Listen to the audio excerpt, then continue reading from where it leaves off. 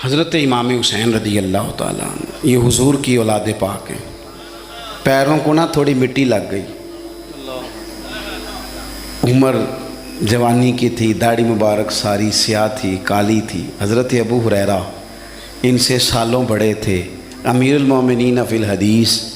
حضرت ابو ہریرہ نے دیکھا کہ امام حسین کے مقدس قدموں کو مٹی لگ گئی. کسی سے بھی کہا جا سکتا تھا ذرا امام صاحب کی توجہ کرانا، یہ ذرا مٹی اتار دینا، لیکن حضرت ابو ہریرہ جھٹ سے اٹھے، اپنی پگڑی کھولی، اس کا پلو لیا اور حضرت امام حسین کے پیروں سے مٹی صاف کرنی شروع کر دی. کیوں کہ اہل فضل ہی کسی کی فضیلت کو جان سکتا، عزت والا ہی کسی کو عزت دیتا ہے. جس کے پاس وقار ہو. او میرے سنگیوں، لوگوں کی باتوں میں نہ آنا، یہ تمہیں الجھا دیں گے، یہ تمہیں تفریق میں ڈال دیں گے، یہ انتشار برپا کریں گے. یہ وہ حسین جماعت ہے جو حضور کے سامنے بیٹھا کرتی تھی. ان سے پیار کرنا، ان سے محبت کرنا. آپ کبھی ترمذی کی ایک حدیث پڑھیں تو مر جانے کو جی کرتا ہے. حضور نے فرمایا تھا میرے صحابہ کے بارے میں اللہ سے ڈرنا، میرے بعد انہیں اپنی زبانوں کا نشانہ نہ بنانا. کاش کوئی ان جملوں کا درد سمجھ سکے. فرمایا رب سے ڈرنا، اور کریم فرمانے لگے جس نے ان سے محبت کی میری محبت کی وجہ سے محبت کی، اور جس نے ان سے عداوت رکھی میری وجہ سے رکھی. کبھی بھی کسی میں، اور جو حضور کی اولاد ہے، صحابہ کرام نے ایک جگہ کچھ نذرانہ جمع کیا اور جمع کر کے کہا کہ حضور کی بارگاہ میں پیش کرنا ہے. اخراجات بہت زیادہ ہیں اور ظاہری وسائل اس ترتیب سے نہیں ہیں. یہ نذرانہ ہر مہینے پیش کرنا ہے. جب وہ لے کے حضور کی بارگاہ میں گئے نا تو اللہ نے قرآن نازل کر دیا. فرمایا محبوب ان سے کہہ دو لا اسألکم علیہ اجرا، میں تبلیغ دین پر تم سے کوئی اجر نہیں مانگتا. الا المودۃ فی القربى، بس میرے قریبیوں سے پیار کرتے رہنا، میرے قریبیوں سے محبت کرنا، پیار کرنا قریبیوں سے. یہ علی المرتضیٰ ہیں، یہ فاطمہ ہیں، یہ ان کا خاندان ہے، یہ ختیجہ ہیں، یہ عائشہ ہیں، یہ میمونہ ہیں، یہ حفصہ ہیں. ان سے پیار کرنا، میرے قریبیوں سے محبت کرنا. ہمارے دلوں میں حضور کی اولاد کا پیار ہونا چاہیے، طبیعتوں میں احترام ہونا چاہیے. ہمارا مزاج، ہمارا دل ان کے لیے دھڑکنا چاہیے. ہمارے لہجے، ہمارے انداز ہمیشہ ان کے حق میں نرم ہونے چاہیے. میں کہہ چکا ہوں سید کا صرف عقیدہ ٹھیک ہونا شرط ہے، باقی آپ تحقیق اور تفتیش میں نہ پڑیں، وہ جانے رب جانے. آپ کوشش فرمائیں ہماری اولادیں، ہم خود اور اہل فضل کا ادب کبھی نہ چھوڑیں. دوسری بات آپ سے یہ عرض کرنی ہے، اس کو اچھی طرح سمجھ لیں کہ قومیں اپنے اسلاف سے بڑی ہوتی ہیں. ہمیشہ بڑا ہم ہوتا ہی وہ ہے جس کا کوئی بڑا ہوتا ہے، جس کا کوئی بڑا نہیں ہوتا وہ کبھی بھی بڑا. یہ کچھ عرصے سے ٹرینڈ چلا ہے، اگرچہ یہ درست نہیں ہے. آپ کسی سنار کی دکان پہ جائیں تو اس نے اپنے پیچھے نا اپنے والد صاحب کی اور دادا کی فوٹو لگائی ہوتی ہے. حکیم کی دکان پہ چلے جائیں، کپڑے والی دکان پہ چلے جائیں تو اس نے پیچھے اپنے دادا کی، والد کی فوٹو لگائی ہوتی ہے. اگرچہ یہ درست نہیں، تصویریں نہیں لگانی چاہیے. تصویریں ان کے کیا، پیروں کی بھی نہیں لگانی چاہیے. جہاں تصویر ہوتی ہے وہاں نماز کیسے پڑھی جائے گی؟ فرشتہ رحمت کا نہیں آئے گا. یہ تو اب ایک ضرورت بن گئی. تو اب ضرورت کیا، اب تو خیر نفسیاتی مسئلہ بن گیا ہمارا. یہ نفسیاتی مسئلہ ہے. یعنی سلام بعد میں فوٹو پہلے، یعنی سیانے سیانے لوگ. اور یہ ہمیں ایسے کھیل تماشے میں لگایا گیا ہے کہ میں ڈھیر سارے لوگوں پر غور کرتا ہوں، پھر ان کے لیے دعا کرتا ہوں کہ یا اللہ ان کی مدد فرما. یعنی اس طرح کی حالت ہے کہ وہ زندہ ہی موبائل کے اندر ہیں، ہر چیز ہی. مجھ سے ایک دفعہ ایک صاحب نے پوچھا مولوی آج کل بڑے لڑ رہے ہیں. میں نے کہا وہ 4-5 ہے جن کو آپ موبائل پہ دیکھتے ہیں. آپ میرے ساتھ آئیں، میں آپ کو 20 اور سینکڑوں شیخ الحدیث بتاتا ہوں جو سکون سے بیٹھ کر رسول اللہ کا دین پڑھا رہے ہیں. تو آپ مسئلہ صرف یہ ہے کہ ہم نے کل زندگی وہ سمجھ لی ہے جو موبائل کے اندر ہے. بہرحال وہ تصویر لگائی ہوتی ہے سنار نے بھی اور حکیم نے بھی اور ڈاکٹر نے بھی اور بہت سارے لوگوں نے کہ جناب اب یہ جو تصویر لگاتے ہیں تو اس کے پیچھے پوری حکمت ہوتی ہے. آپ ان سے پوچھتے ہیں یہ فوٹو کیوں لگائی ہے تو وہ کہتے ہیں ہم یہ بتانا چاہتے ہیں کہ یہ کام آج نہیں ہم نے شروع کیا، ہمارا شجرہ پرانا ہے، ہمارے باپ دادا سارے یہی کام کرتے تھے، ہمارا خاندانی ورثہ ہے. وہ ثابت یہ کرنا چاہتے ہیں کہ ہم پیچھے سے ہمارا ایک سلسلہ آ رہا ہے. ساری دنیا اپنے اکابرین کو، اسلاف کو، بڑوں کو ان کے زور پر بڑا ہونا چاہتی ہے. یہاں کچھ لوگ ایسے آئے ہیں جن کے نزدیک معاذ اللہ صحابہ ہی ٹھیک نہیں تھے، اہل بیت ہی ٹھیک نہیں تھے. آپ اپنی سند کیسے مضبوط کریں گے؟ اگر وہ اولین جو حضور کے سامنے بیٹھتے تھے وہی ٹھیک نہیں تھے تو پھر ان سے ہو کے جو دین آگے آیا اس کو تم کیسے ٹھیک مانو؟ ساری چیزوں کو مشکوک کرنا چاہتے ہیں. ہمارے بزرگوں نے، امام بخاری نے، امام مسلم نے محنت کر کے حدیثیں تلاش کی، اصول بیان کیے کہ یہ حدیث صحیح ہے، متواتر ہے، حسن ہے، ضعیف ہے، کیا ہے، اس کے اصول اور قاعدے بیان کیے. اور جب انہوں نے خود پوری تحقیق کی، تھوڑی سی آپ مشکل بات نہیں کر رہا، تھوڑی سی آپ غور کریں گے، انہوں نے سینکڑوں میل کا سفر کیا، گھوڑوں پہ، پیدل، اونٹوں پہ، ریسرچ کر کے بتایا کہ یہ حدیث بالکل درست ہے، اپنی سند کے اعتبار سے، متن کے اعتبار سے یہ متواتر درجے کی ہے. انہوں نے پوری ریسرچ کی.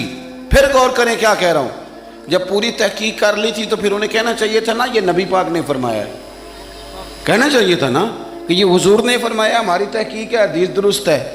لیکن کسی نے بھی ڈائریکٹ نہیں کہا. انہوں نے جب بھی کہا کہنے لگے حضرت عبداللہ ابن عمر فرماتے ہیں کہ حضور نے یوں فرمایا، حضرت انس بن مالک فرماتے ہیں کہ حضور نے یوں فرمایا، حضرت جناب سیدہ عائشہ صدیقہ فرماتی ہیں یوں حضور نے فرمایا، حضرت ابو ہریرہ فرماتے ہیں یوں حضور نے فرمایا. انہوں نے نا پہلے اس صحابی کا نام لیا جنہوں نے وہ بات اپنے سینے میں محفوظ کی. کیا بتایا انہوں نے ہمیں کہ ہم دنیا گھوم آئے ہیں، ریسرچ کر آئے ہیں، تلاش و بسیار کے بعد اس نتیجے پہ پہنچے ہیں کہ دین کا اصل فیض وہی ہے جو صحابہ اور اہل بیت کے سینوں سے ہو کے امت کو نصیب ہوا ہے. اصل فیضان وہ ہے جو وہاں سے ہو کے آیا. تو ایک بات تو یہ کہ اہل فضل کی عظمت، اور دوسری بات کہ اپنے اکابرین کے ساتھ جوڑ کے رہنا، اور تیسری بات حضرت سیدنا امام حسین، حضرت امام حسن رضی اللہ تعالی عنہما، ان دو شہزادوں سے نا نبی پاک صلی اللہ علیہ وسلم نے جو محبت فرمائی ہے نا وہ بھی بڑی قابل دید ہے. حضور نے جو ان سے پیار کیا ہے.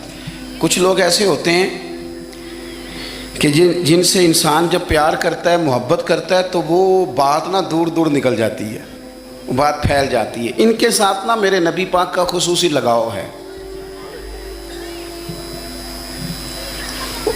اس کا مطلب یہ نہیں کہ ہر نانا ہی اپنے نواسے سے پیار کرتا ہے، یہ معنی نہیں. رسول پاک علیہ السلام جو کام بھی کرتے ہیں اللہ کی وحی کے ساتھ کرتے ہیں. حضور کا ہر کام وحی خدا ہے، اپنی مرضی سے حضور کوئی کام نہیں کرتے. تو نبی پاک نے جو بھی کیا ہے وہ امت کے لیے نمونہ ہے. حسنین کریمین سے جو حضور کا پیار ہے، جو نبی پاک علیہ السلام کی ان کے ساتھ والہانہ محبت ہے. اعلیٰ حضرت بریلوی نے حدیث لکھی ہے، راوی حضرت عثمان غنی ہے رضی اللہ تعالیٰ عنہ. حضور سید عالم صلی اللہ تعالیٰ علیہ وآلہ وسلم نے نا گھر میں پیغام بھیجا، فرمایا فاطمہ سے کہو ذرا حسن حسین کو تو بھیجے. یہ سارا دن ہی حضور کے پاس رہتے ہیں، سارا دن ہی، لیکن وہ جو والہانہ پان ہے، جو محبت ہے، جو ان کے ساتھ محبوب کا خاص لگاؤ ہے، سیدہ سے کہو ذرا شہزادوں کو بھیجے، تھوڑی سی دیر ہو گئی آنے میں. اعلیٰ حضرت فرماتے ہیں یوں لگتا جیسے سیدہ فاطمہ کپڑے نہیں ماں بدلنے لگتی بچوں کے، خوشبو نہیں لگانے لگتی، تھوڑی تیاری میں دیر ہو گئی تو محبوب نے نظریں جمائی ہیں اس حجرے کی طرف جہاں سے امام حسن اور حسین نے آنا ہے. رحمت کے عجب ہی جمیلے ہیں، حسنین یہاں پر کھیلے ہیں.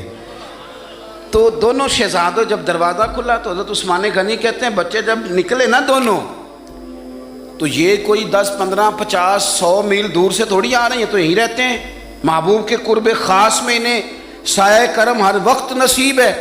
لیکن نبی کریم علیہ السلام کا جو والہانہ پن ہے، جو ان کے ساتھ حضور کا رشتہ محبت ہے، جیسے ہی دونوں شہزادے آئے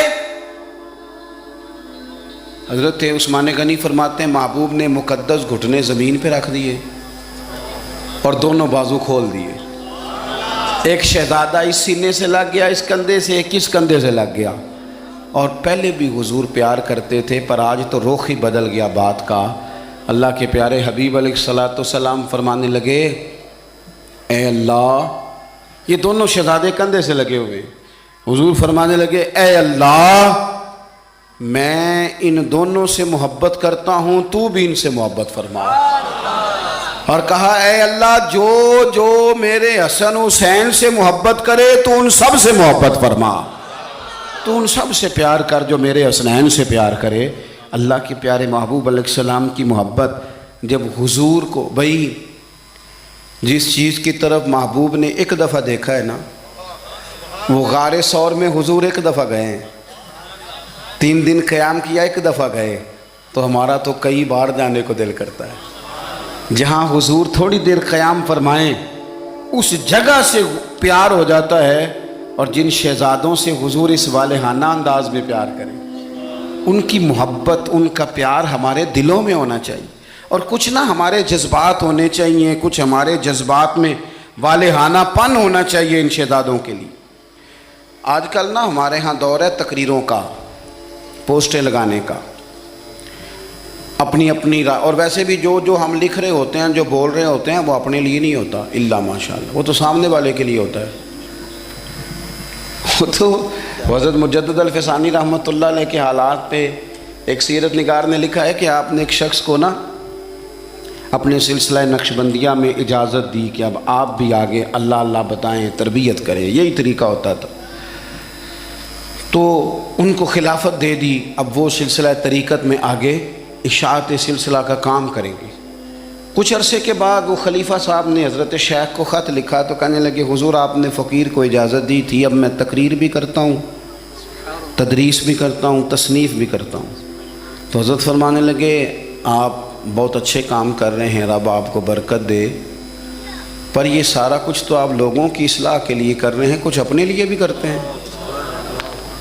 رات کو تہجد میں اٹھ جاتے ہیں، کچھ اللہ کے حضور رونا نصیب ہو جاتا ہے، کچھ آپ کو درود و سلام کی کیفیات نصیب ہوتی ہیں، یہ تو جو کچھ ہے الحمدللہ بہت اچھا ہے، قابل تعریف ہے، پر یہ تو آپ خدمت دین کا کام کر رہے ہیں نا، لوگوں کی، آپ اپنے لیے کیا کر رہے ہیں، یہ بھی تو مقام غور ہے۔ بہت ساری چیزیں آج ایسی ہیں جو تقریروں میں، تحریروں میں، لیکن ہمارے پرانے بزرگ جو تھے ان کا رنگ اور تھا، ان کا انداز والہانہ تھا، والہانہ۔ میں نے کئی دفعہ سنائی ہے بات، پھر سناتا ہوں۔ بڑی عید پہ نا میرے والد صاحب چاول لائے، غریب گھر تھا تو ثابت چاول اور بہترین چاول کم ملتے تھے، تو جو زیادہ اچھے چاول تھے اماں جی نے ایک دفعہ پکائے تو وہ بڑے اچھے لگے، تو سب نے